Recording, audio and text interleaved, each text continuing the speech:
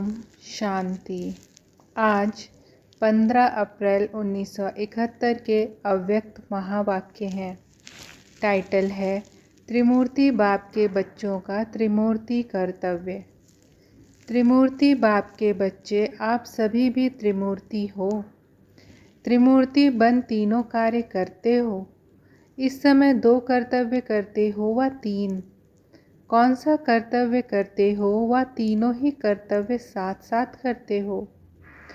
त्रिमूर्ति तो बने हो ना। जैसे त्रिमूर्ति बने हो वैसे ही त्रिकालदर्शी भी बने हो। हर कर्म व हर संकल्प की जो उत्पत्ति होती है वह त्रिकालदर्शी बनकर फिर संकल्प को कर्म में लाते हो। सदैव तीनों ही कार्य साथ साथ ज़रूर चलते हैं, क्योंकि अगर पुराने संस्कार व स्वभाव व व्यर्थ संकल्पों का विनाश ही नहीं करेंगे तो नई रचना कैसे होगी। और अगर नई रचना करते हो उनकी पालना ना करेंगे तो प्रैक्टिकल कैसे दिखाई देंगे। तो त्रिमूर्ति बाप के त्रिमूर्ति बच्चे तीनों ही कर्तव्य साथ साथ कर रहे हो। विनाश करते हो विकर्मों अथवा व्यर्थ संकल्पों का। यह तो और भी अब तेजी से करना पड़े। सिर्फ अपने व्यर्थ संकल्पों व विकर्म भस्म नहीं करने हैं, लेकिन तुम तो विश्व कल्याणकारी हो। इसलिए सारे विश्व के विकर्मों का बोझ हल्का करना व अनेक आत्माओं के व्यर्थ संकल्पों को मिटाना यह शक्तियों का कर्तव्य है। तो वर्तमान समय यही विनाश का कर्तव्य और साथ साथ नए शुद्ध संकल्पों की स्थापना का कर्तव्य, दोनों ही फुल फोर्स से चलना है। जैसे कोई बहुत तेज़ मशीनरी होती है तो 1 सेकंड में उस वस्तु का रूप, रंग, गुण, कर्तव्य आदि सब बदल जाता है। मशीनरी में पड़ा और बदली हुआ। ऐसे अभी यह विनाश और स्थापना की मशीनरी भी बहुत तेज़ होनी है।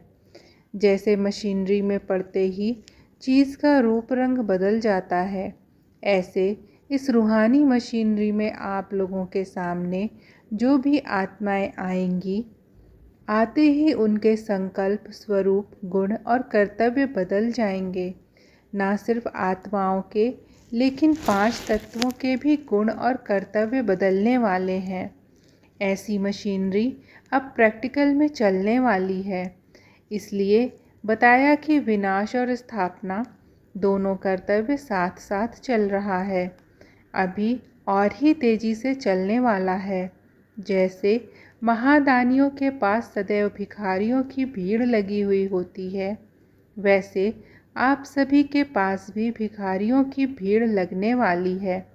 आपके पास प्रदर्शनी में जब भीड़ होती है तो फिर क्या करते हो? क्यों सिस्टम में शॉर्ट में सिर्फ संदेश देते हो? रचना की नॉलेज नहीं दे सकते हो। सिर्फ रचयिता बाप का परिचय और संदेश दे सकते हो। वैसे ही जब भिखारियों की भीड़ होगी तो सिर्फ यही संदेश देंगे, लेकिन वह 1 सेकंड का संदेश पावरफुल होता है। जो वह संदेश उन आत्माओं में संस्कार के रूप में समा जाता है। सर्वधर्म की आत्माएं भी यह भीख मांगने के लिए आएंगी। कहते हैं ना कि क्राइस्ट भी बेगर रूप में है, तो धर्म पिताएं भी आप लोगों के सामने बेगर रूप में आएंगे। उनको क्या भिक्षा देंगे? यही संदेश, ऐसा पावरफुल संदेश होगा जो इसी संदेश के पावरफुल संस्कारों से धर्म स्थापन करने के निमित्त बनेंगे। वह संस्कार अविनाशी बन जाएंगे, क्योंकि आप लोगों के भी अंतिम संपूर्ण स्टेज के समय अविनाशी संस्कार होते हैं। अभी संस्कार अविनाशी बना रहे हो।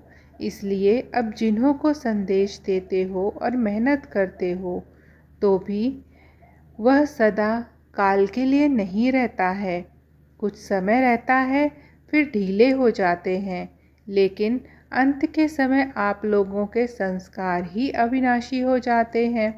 तो अविनाशी संस्कारों की शक्ति होने के कारण उन्हों को भी ऐसी शिक्षा वह संदेश देते हो जो उनके संस्कार अविनाशी बन जाते हैं। तो अभी पुरुषार्थ क्या करना पड़े?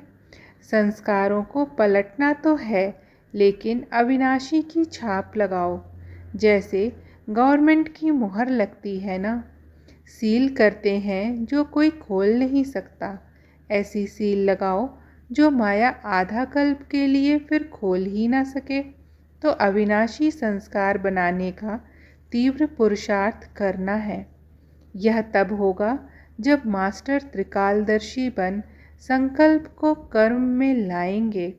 जो भी संकल्प उत्पन्न होता है, संकल्प को ही चेक करो। मास्टर त्रिकालदर्शी की स्टेज पर हूँ। अगर उस स्टेज पर स्थित होकर कर्म करेंगे तो कोई भी कर्म व्यर्थ नहीं होगा। विकर्म की तो बात ही नहीं है। अभी विकर्म के खाते से ऊपर आ गए हो। विकल्प भी खत्म तो विकर्म भी खत्म। अभी है व्यर्थ कर्म और व्यर्थ संकल्प की बात।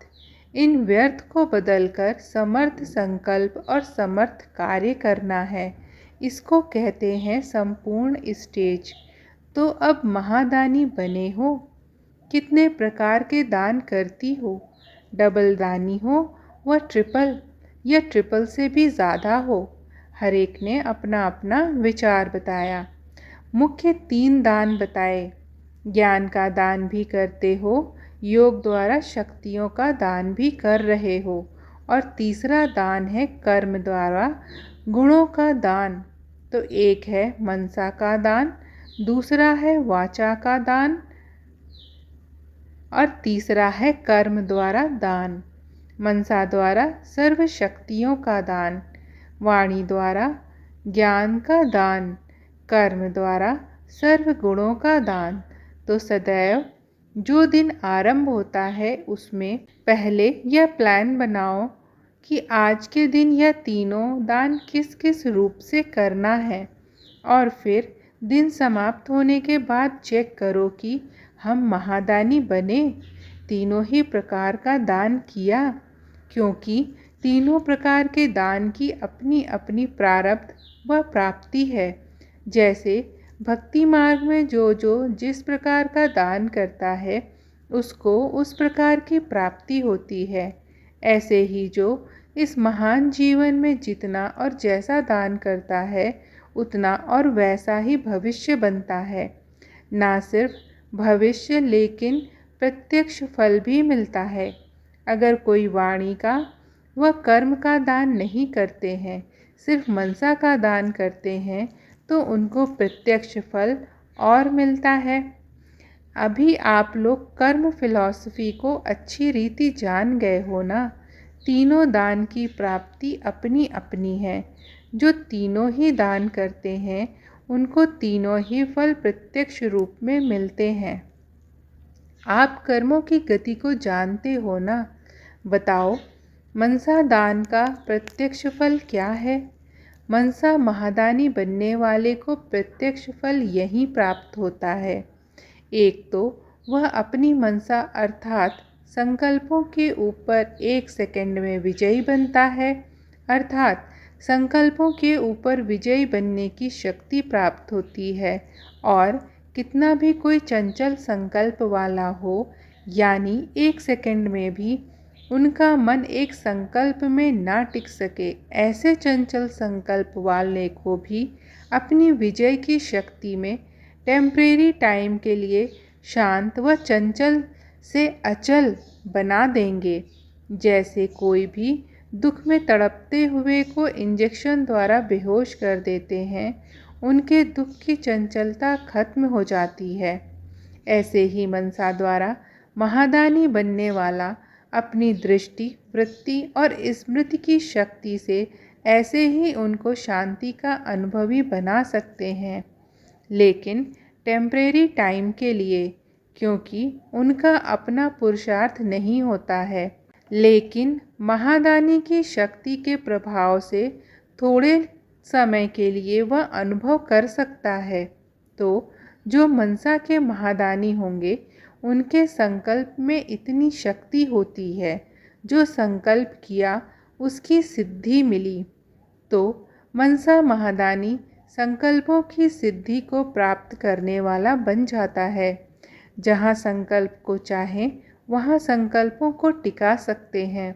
संकल्प के वश नहीं होंगे, लेकिन संकल्प उनके वश होता है जो संकल्पों की रचना रचे वह रच सकता है।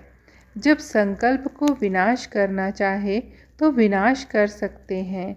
तो ऐसे महादानी में संकल्पों के रचने, संकल्पों को विनाश करने और संकल्पों की पालना करने की तीनों ही शक्ति होती है। तो यह है मनसा का महादान। ऐसे ही समझो मास्टर सर्वशक्तिमान का प्रत्यक्ष स्वरूप दिखाई देता है। समझा? वह हो गया मास्टर सर्वशक्तिमान। और जो वाचा के महादानी हैं उनको क्या मिलता है? वह है मास्टर नॉलेजफुल। उनके एक एक शब्द की बहुत वैल्यू होती है। एक रत्न की वैल्यू अनेक रत्नों से अधिक होती है। वाचा द्वारा तुम रत्नों का दान करते हो ना, तो जो ज्ञान रत्नों का दान करते हैं उनका एक एक रत्न इतना वैल्यूबल हो जाता है जो उनके एक एक वचन सुनने के लिए अनेक आत्माएं प्यासी होती हैं। अनेक प्यासी आत्माओं की प्यास बुझाने वाला एक वचन बन जाता है। मास्टर नॉलेजफुल, वैल्यूबल और तीसरा फिर सेंसिबल बन जाता है। उनके एक एक शब्द में सेंस भरा हुआ होता है। सेंस अर्थात सार के बिना कोई शब्द नहीं होता। जब कोई ऐसे सेंस से शब्द बोलता है तो कहते हैं ना, यह तो बहुत सेंसिबल है। वाणी द्वारा सेंस का मालूम पड़ता है तो दोनों सेंसिबल भी बन जाते हैं। यह तो हुआ लक्षण। प्राप्ति क्या होती है? वाचा के दानी बनने वाले को विशेष प्राप्ति एक तो खुशी रहती है, क्योंकि धन को देख हर्षित होता है ना, और दूसरा वह कभी भी असंतुष्ट नहीं होंगे, क्योंकि खजाना भरपूर होने के कारण, कोई अप्राप्त वस्तु ना होने के कारण सदैव संतुष्ट और हर्षित रहेंगे। उनका एक एक बोल तीर समान लगेगा। जिसको जो बोलेंगे उनको वह लग जाएगा। उनके बोल प्रभावशाली होते हैं। वाणी का दान करने से वाणी में बहुत गुण आ जाते हैं। अवस्था में सहज ही खुशी की प्राप्ति होगी। प्राप्ति करने का कोई पुरुषार्थ नहीं करेंगे, लेकिन स्वतः ही प्राप्ति होगी। जैसे कोई खान से चीज़ निकलती है तो अखुट होती है ना, ऐसे ही अंदर से खुशी स्वतः ही निकलती रहेगी। यह वरदान के रूप में प्राप्त होता है। खुशी के लिए पुरुषार्थ नहीं किया, पुरुषार्थ तो वाणी द्वारा दान करने का किया, लेकिन प्राप्ति खुशी की हुई। कर्मणा द्वारा गुणों का दान करने के कारण कौन सी मूर्ति बन जाएंगे? फरिश्ता। कर्म अर्थात गुणों का दान करने से उनकी चलन और चेहरा दोनों ही फरिश्ते की तरह दिखाई देंगे। दोनों प्रकार की लाइट होगी, अर्थात प्रकाश में भी और हल्कापन भी। जो भी कदम उठेगा वह हल्का, बोझ महसूस नहीं करेंगे। जैसे कोई शक्ति चला रही है। हर कर्म में मदद की महसूसता करेंगे। हर कर्म में सर्व द्वारा प्राप्त हुआ वरदान अनुभव करेंगे। दूसरे हर कर्म द्वारा महादानी बनने वाला सर्व के आशीर्वाद के पात्र बनने के कारण सर्व वरदान की प्राप्ति अपने जीवन में अनुभव करेंगे। मेहनत से नहीं, लेकिन वरदान के रूप में। तो कर्म में दान करने वाला एक तो फरिश्ता रूप नजर आएगा, दूसरा सर्व वरदान मूर्त अपने को अनुभव करेगा। तो अपने को चेक करो, कोई भी दान करने की कमी तो नहीं करते हैं। तीनों दान करते हैं। तीनों का हिसाब किस न किस रूप से पूरा करना चाहिए। इसके लिए तरीके, चांस ढूंढो। ऐसे नहीं चांस मिले तो करेंगे, चांस लेना है ना कि चांस मिलेगा। ऐसे महादानी बनने से फिर लाइट और माइट का गोला नज़र आएगा। आपके मस्तक से लाइट का गोला नज़र आएगा और चलन से, वाणी से नॉलेज रूपी लाइट का गोला नज़र आएगा, अर्थात बीज नज़र आएगा। मास्टर बीज रूप होना, ऐसे लाइट और माइट का गोला नज़र आने वाले साक्षात और साक्षात्कार मूर्त बन जाएंगे। समझा? यहाँ इस हॉल में ऐसा चित्र है जिसमें लाइट और माइट के दोनों गोले हों। कोई ने कहा श्री लक्ष्मी नारायण का, कोई ने कहा ब्रह्मा का। देखो, चित्र को देखने से चेहरा ही जैसे बदल जाता है, तो आप लोग भी ऐसे चैतन्य चित्र बनो जो देखते ही सभी के चरित्र और नैन चैन बदल जाएं। ऐसा बनना है और बन भी रहे हो। वरदान भूमि में आना अर्थात वरदान के अधिकारी बनना। जैसे यात्रा पर जाते हैं, क्यों जाते हैं? पाप मिटाने। उस भूमि में यह विशेषता है, तब तो जाते हैं। इस भूमि में फिर क्या विशेषता है? जो है ही वरदान भूमि, वहाँ वरदान तो प्राप्त है ही। अपने आप ही वरदान तो मिलेगा ना, मांगने की दरकार नहीं है। इसलिए आज से मांगना बंद, अपने को अधिकारी समझो। अच्छा, ओम शांति।